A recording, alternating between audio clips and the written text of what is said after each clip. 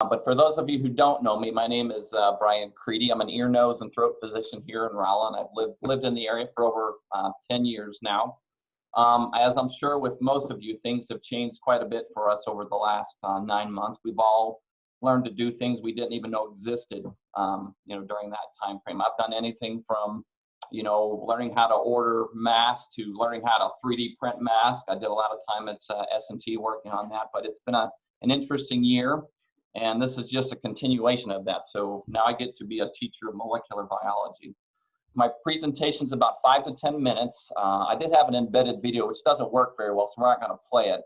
But it was essentially a video of some of the workers at the hospital getting their vaccines and some testimonies afterwards. Paige is going to include a link to you in the chat feature, so I encourage you, all of you, to go back and watch that. It's actually a very touching piece. It was very, very well done. So without further ado, let me start sharing my screen here, and we'll start my presentation.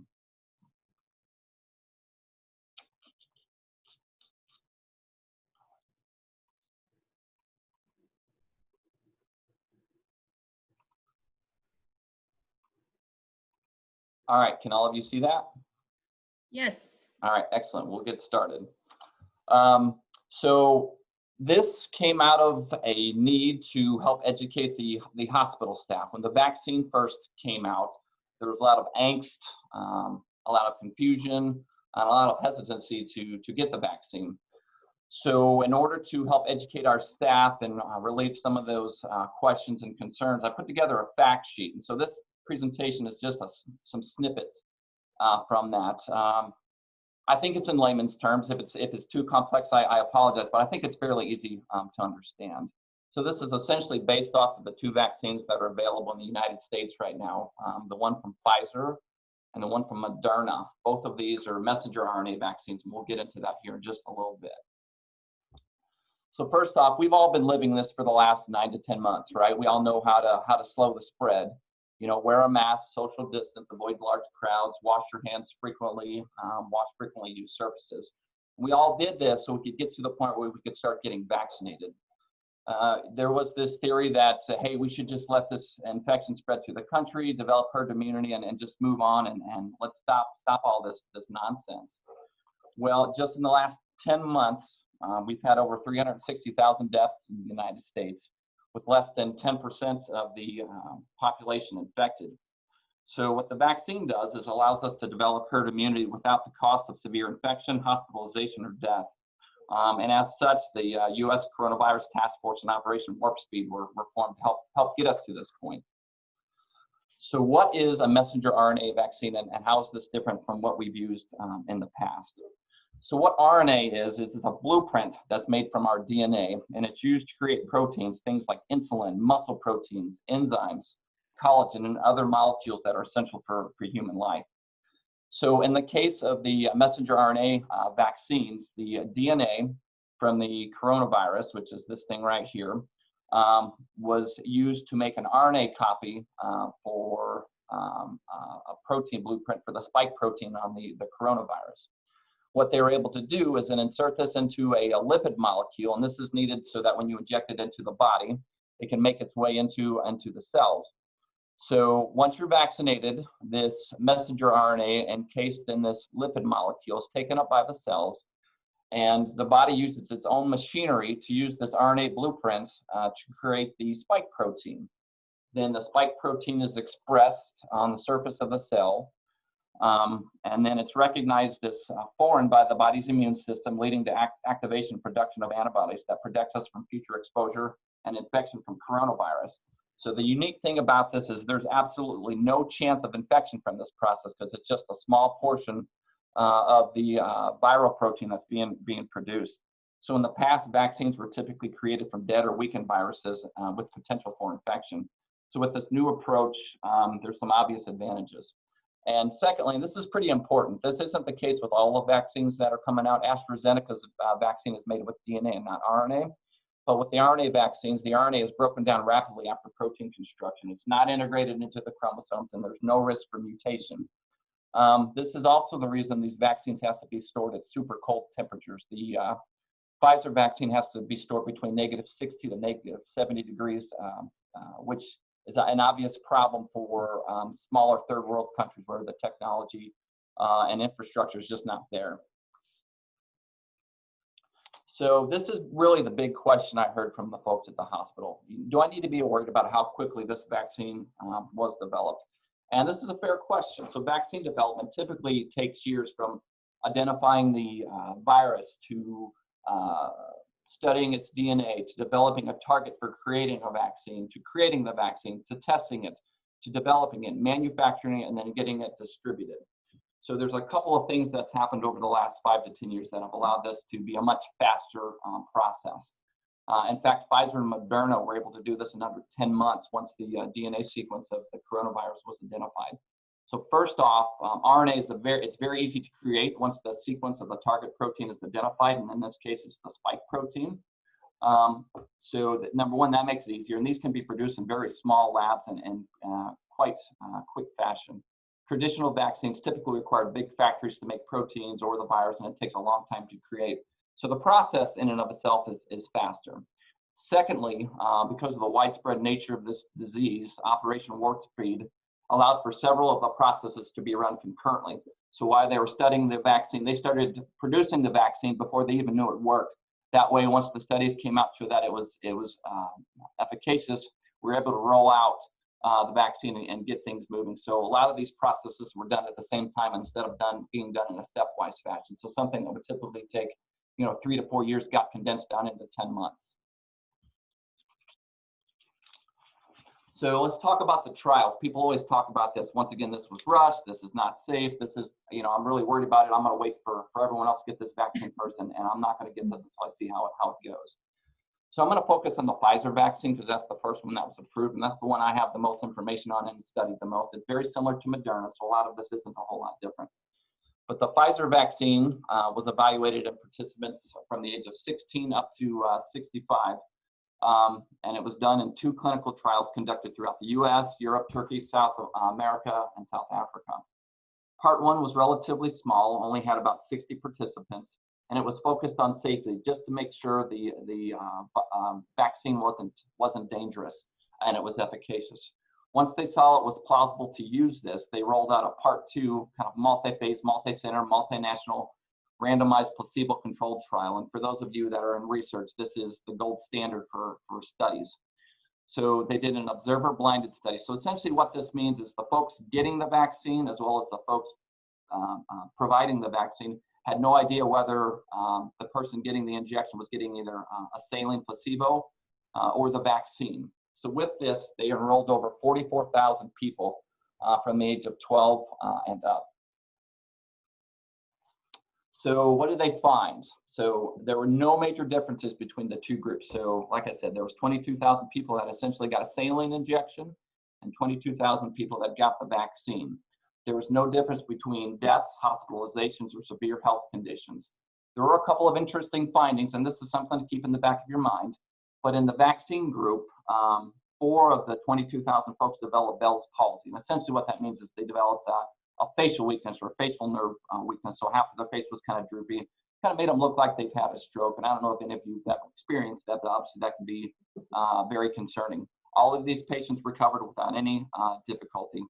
But the thing to note is that Bell's palsy, just the incidence in the population is somewhere between 1 to 3.5 per 10,000. So this may not be out of the range of just normal people getting this on their own. And secondly, 12 people in the study developed appendicitis. There was 8 in the vaccine group and 4 in the placebo group. And they're not really sure if this was related to the vaccine or not. But up to this point, and I'll get into it here in just a little bit, over or close to 6 million people in the US have been vaccinated already. And we really haven't seen this be a large problem. So from a trial standpoint, things look safe. Now, these are the things we can expect. These are the non-serious adverse events or side effects in the vaccine group. And these are things you're going to see with any vaccine, right? You're going to see injection site pain. I personally had a little bit of a sore arm for a couple hours the next day, but it was no big deal. Fatigue, headache, muscle pains, chills, joint pain, fever, nausea, malaise, and lymph node swelling. And as mentioned at the bottom, these are all completely predictable, and it's the result of the immune system activation. This is what we want. These are signs that the vaccine is working, and it's leading to antibody production. So once Pfizer completed their studies and they showed that the vaccine was efficacious, I believe their result showed it was 95% effective, which means 95% of people that get the vaccine are protected from severe infection. It was taken up by the FDA, and an FDA advisory committee met on December 12th and recommended emergency use authorization for the Pfizer vaccine. A couple weeks later, Moderna's was approved. Now, this advisory committee consisted of a who's who in the realm of infectious diseases from major medical centers from across the country. These researchers and physicians dedicated their lives to studying these issues and are more informed than anyone else on the planet. So you couldn't have found a better group of people to review these results, and they all agreed that this was safe and ready to be rolled out. So bottom line, advances in molecular biology and vaccine development over the last 5 years have led to record development and approval. The process was not rushed. It was reviewed and approved by leading experts in the field. And I've had complete confidence in the vaccine. As a matter of fact, I received it myself. I was the first one at Phelps Heath to receive this. And, I urge all of you to do the same. I did have a nice clip from Facebook I wanted to embed right here, but Paige is going to put it in the chat. So like I said, I urge you to watch it. I think it's a rather touching piece. It's several employees, including myself, from the hospital that received the vaccine and gave some commentary afterwards. So I'm going to hold off on any questions for now. The next thing I want to do is talk about the rollout in Missouri and when all of you can expect to get vaccinated and have this available to yourself. So I'm going to switch over to the Missouri vaccine webpage, which was rolled out by the Department of Health. So I don't know if you guys can see the link at the top of the page there, but you can Google, just search Missouri coronavirus vaccine, and it'll get you to this. So this was created out of a 109-page document that was produced by the Department of Health, along with some other collaborators, that discussed the rollout of the vaccine, particularly in Missouri, with CDC guidance. So there's a lot of very helpful information on here, but one thing I wanted to show you was this link right here. It goes over vaccinations in the United States. So as of today, there's been over 21 million doses distributed. That doesn't mean administered, but there's 21 million doses out there and available to be delivered. And up to this point, like I said, close to 6 million people have received the first dose, and many people have started to receive their second already. This was rolled out in a phased manner for a couple of reasons. Let me get down to this. Number one, vaccine supplies, though there were quite a few, are still rather limited. Supplies being ramped up. So as the demand is high at the front end of this, we had to decide who was going to get the vaccine first. So what they decided was to treat the most at risk first, to decrease the stress on the health system, on hospitals. And you can read this right here. The vaccine will be made available based on ethical principles, maximizing benefits, minimizing harm, and striving for equality, justice, and fairness. So it's a three-phase process. Technically, it's more than three. They just made a couple of A's and B's in here. But as of right now, we're currently in phase 1A. So essentially what this means is patient-facing healthcare workers. So most of the nurses, physicians, aides in the hospital are receiving it at this time, as well as folks in long-term care facility residents, skilled nursing facilities, things like this. As we all know, this is where the large majority of mortality and morbidity was, especially at the beginning, and it continues to be a problem. I don't know if any of you guys have been following the news on this, but Governor Parsons had a press release about 2 to 3 days ago, talked about the progress that's being made. And up to this point, phase 1A is going very, very well. He sounded rather confident that within the next 2 to 3 weeks or next month, we can move on to phase 1B. So what 1B hopes to do is to vaccinate critical infrastructure so that we can have economic recovery, get back to some sense of normalcy here. So this includes high-risk individuals, and that's essentially anyone over 65 and any of these high-risk populations. Now, there's been a little bit of concern that folks that are immunocompromised weren't included in here, so that may change. But this also includes first responders, essential workers, and this is a list of some of those, which includes energy workers, teachers, things like that. This process was expected to take about 6 months, so we're looking at kind of early to midsummer before this is completed, and then we roll into phase 2, which is populations at increased risk. So those are prisoners, the homeless, et cetera, not necessarily high risk. And then Dr. hopefully Kriete, by, can I interrupt you really quickly? Are you wanting to share your screen? Because we aren't seeing anything. oh, you can't, oh, I'm sorry, I was on the website. You guys can't see that? Nope. No. Oh, well, that's not very helpful, is it? Sorry. Let me see if I can unshare and start sharing again. Try that again. Can you see that? Yes. Okay, sorry about that. So as I was mentioning, this is the link to the covidvaccine.missouri.gov. It's got all of the information I discussed today. This is probably the most important part. As I mentioned, a lot of people are hesitant to get the vaccine up front. They want to wait for other folks to get it. And like I said, up to this point, close to 6 million people have received the vaccine already. So the first round is moving along nicely. Go back. So this is what I was talking about. Sorry, you guys were, what is he talking about? So this is the phase rollout in Missouri. So as I mentioned, phase 1A includes hospital workers and the high-risk nursing home folks. This has gone very well in Missouri. It sounds like we're ahead of schedule. And as mentioned, like I said, Governor Parsons suggested within the next 2 to 3 weeks or within the next month, we'll be able to move on to phase 1B. Now, this is a big ramp up. This is close to 450,000 people. This one is, we're talking millions here. So vaccine production's been ramped up, and the real question comes in is how are we going to distribute all of this? And I know this continues to be worked out, continues to be discussed at the hospital, but we're looking forward to this. This is the part where we finally start to get back to normal and can start opening up the economy again and get things rolling. Like I said, this should be done by early to midsummer, and then we can move into phase 2, which is folks at increased risk, folks that live in confined locations, and then phase 3 for all Missouri residents. The plan was for this to be free of charge, and so far it has been.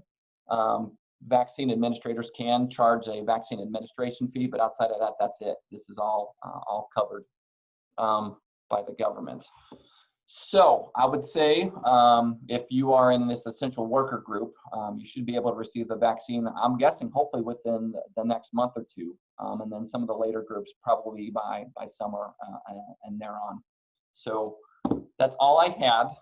At this point, I'm going to open it up to any questions you guys may have. I urge you to share this information with your colleagues, your coworkers, your employees, your families. Just keep them informed. Let them know that so far this has been safe. Close to 6 million Americans have been vaccinated. There have been some concerns about allergic reactions, and that's kind of a good point I forgot to add in here. With the flu vaccine, the incidence of severe allergic reactions is around 1.3 per 1 million. With this COVID-19 vaccine, in particular the Pfizer one, I think it ran closer to 11 per 1 million. Still very, very small, but that's why the disclaimer about, hey, if you've got a history of severe allergic reactions, you should consider holding off. But like I said, that's all I had, and I'm open to any questions you all may have. Dr. Kriete, I have a question. If somebody has had COVID, should they get the vaccine? So the jury is still out on that. For now, the answer is yes, because most folks that get COVID, as you know, have very mild symptoms. Mm-hmm. So the immune response they have developed may not be adequate to maintain their level of protection beyond 90 days. Whereas folks that have had rather severe reactions, you're probably protected. But as of now, the CDC is still recommending you get vaccinated. I have a question as to how long should they, I read on one website, and it was the Mayo Clinic, that they should wait 90 days past the time that they had the COVID. So is there a time frame that they should wait? And is there a difference between, like, say they had a moderate case that wasn't mild, but they had several symptoms? So, and my husband had it. So gotcha.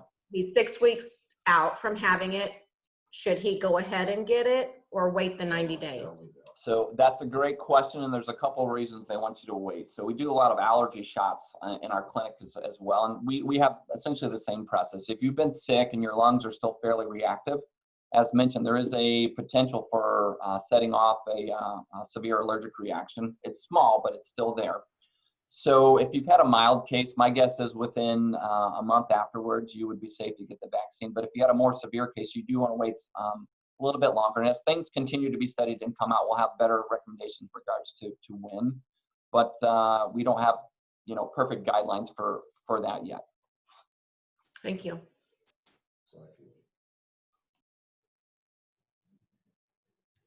Any more questions? I don't see anybody sleeping, so I must have done okay. Well, thank you, Dr. Kriete, for the presentation. We appreciate your knowledge and expertise. It's great information and very important information. So thank you so much for your time and knowledge. You bet. I'm glad I can help out. I'm pretty passionate about this. Like I said, watch that video. We will do that. Thank you so much for sharing.